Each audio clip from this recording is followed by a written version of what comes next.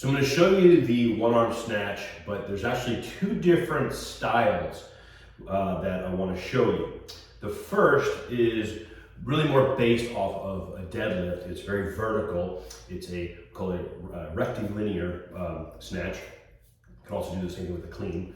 And the second is a curvilinear, and that's actually based off of a swing. Okay. Now I found that most people, when they're first learning the snatch, do better with the rectilinear. Okay, and that is basically from the floor or from a position here once you get going. But I do like actually gripping it from the floor as well.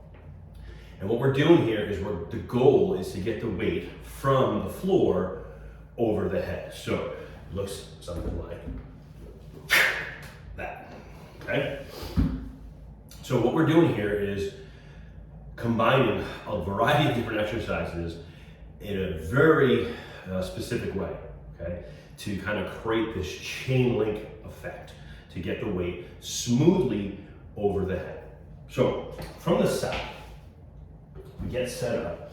We are essentially going into quite a bit of a hip hinge, so like a Romanian deadlift, but we are going to get a little bit of a squat in there as well, especially for the first one because we got to get down to the weight, so more of a traditional deadlift.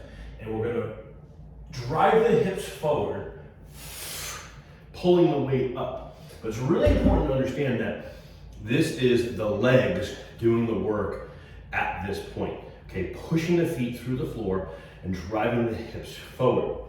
Now what will happen is, as I explode up, because I'm using a weight that is lighter than what a one-arm maxed out, deadlift would be, I'm gonna have a lot of momentum because I'm gonna have this explosion of the hips. I'm ripping it up as fast as I can with good form, of course.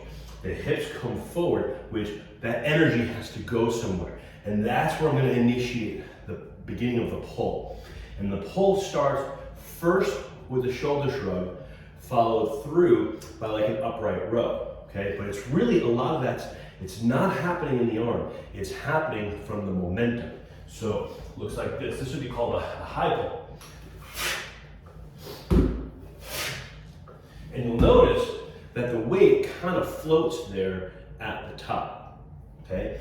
Now we're gonna continue because we're using a weight that would be lighter than what we would use for a high pull. A high pull would, we'd be up here, it would be tough, that'd be about it, and we'd go back down.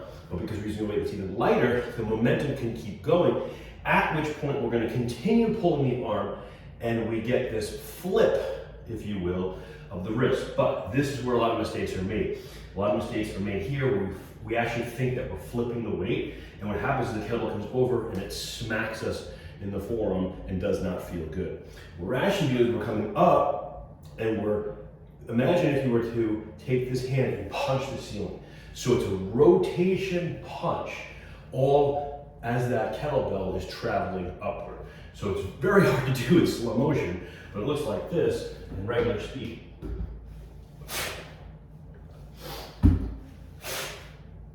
So the rotation, the twist, lets the kettlebell come around the wrist and I punch through, versus coming up and flipping the wrist and the kettlebell meeting me at the top and smacking me in the forearm. It's a very important difference. Watch.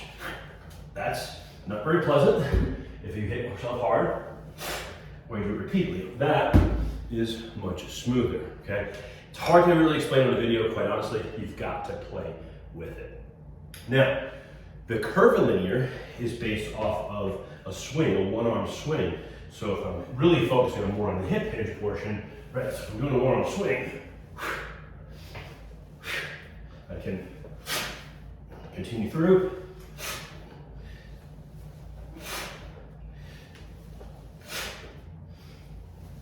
Okay, once again, just letting the bell kind of do the work versus trying to force it.